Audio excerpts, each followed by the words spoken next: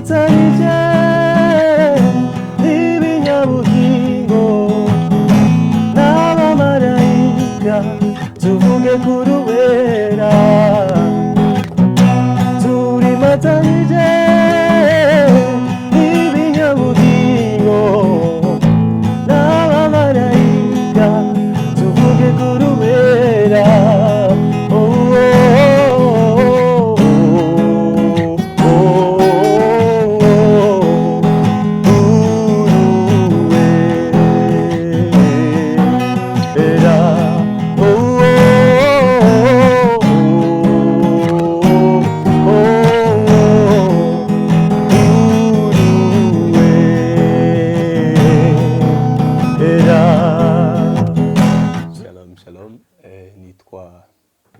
Guilain, bazi ku izina rya Don Guilain.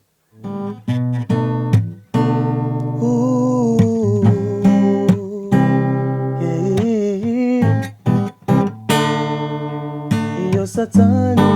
yanyeretse ivyaha vyanje ashira hasi akamonyora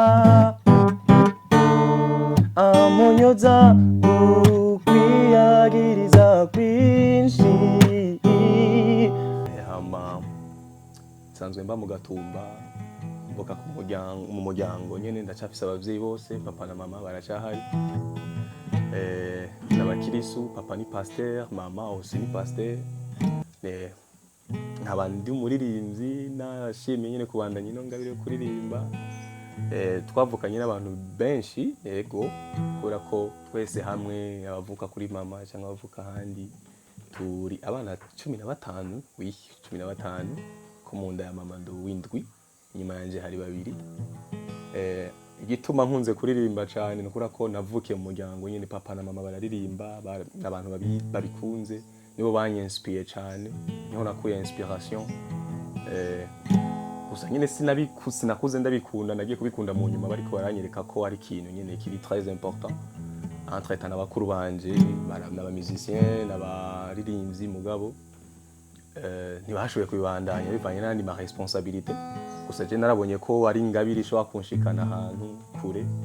ko natanguye ndirimba ta gitari nzi ubu ndakivuza ari piano sindayivuza guitare basse donc ma instrument yose ndayavuza kora ko ni ikintu nabandanije nkora cyane narakoranye n'abantu batandukanye ku rugezo rwaho nyene nkura nyine umuziki sinovuga ngo nzikenga mugabo bike ndabizi ivyo nshobora gufashisha n'undi muntu ndabizi rero mu bintu nsanzwe nkora à part ya église canke ibi ni ibintu nkora cyane hanze gufasha abantu ndabifata nk'akazi aussi kora ko ni ikintu kimaze kubona ko kimaze kungirira akamaro cyane hama abavyeyi banje nyene barabishima ubuzima ari ibintu bigoye mu buzima tura ntibikomeye aho umuntu yiyumvira gukora ibidakoreka kugira ngo abone uko yokwimara umubabaro w'ubuzima wowe mugenzi uriko uraca muri ivyo ntukihebe canke ngo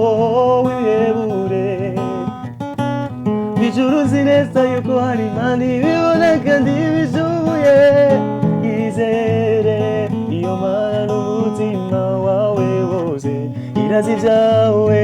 kandi yizeguye kukugirira neza umura shira ivyizigiro vyawe vyose muri we iyo yavuze ati muze mweza abarusha n'abarura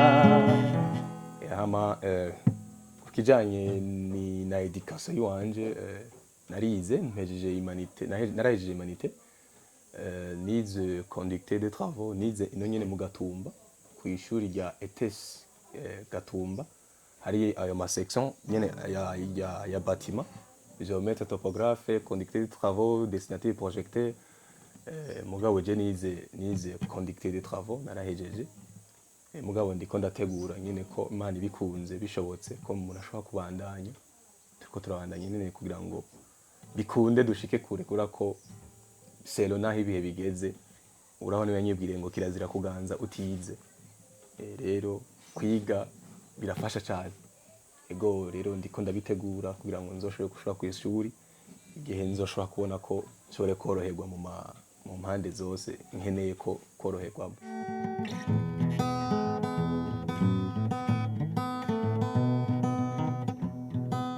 Kubona ashitse muri finale uyu mwana zaramvimbaye cyane kuko burya mu Kirundi bavuga ngo ndizi ntama itendera nkase, kuko naje enzi zangu nilikuwa ninadundisha kabisa, maana mimi mcheza gita na ndavuza gitari basi. Nubuhe bwoko bufiti mana yawe buba hafi, kuko Uwiteka jahora nanatwe, mutima wanje humura.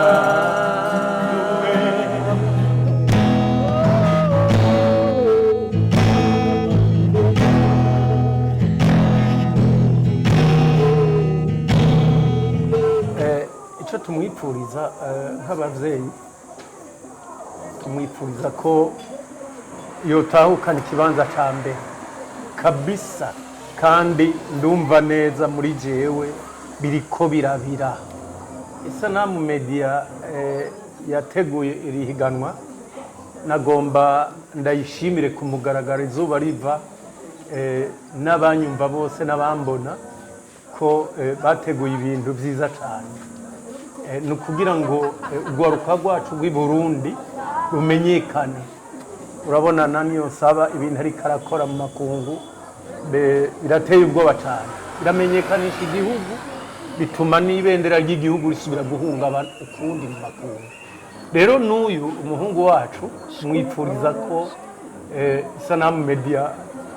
yozomugirira neza, kuko nabonye ari injyamunyu z'abagabo babishitse kandi babiteguye neza. Imana novuga nti ihezagire aba bagize isanamu media, ibahezagire kandi bashoboze. Murakoze cyane.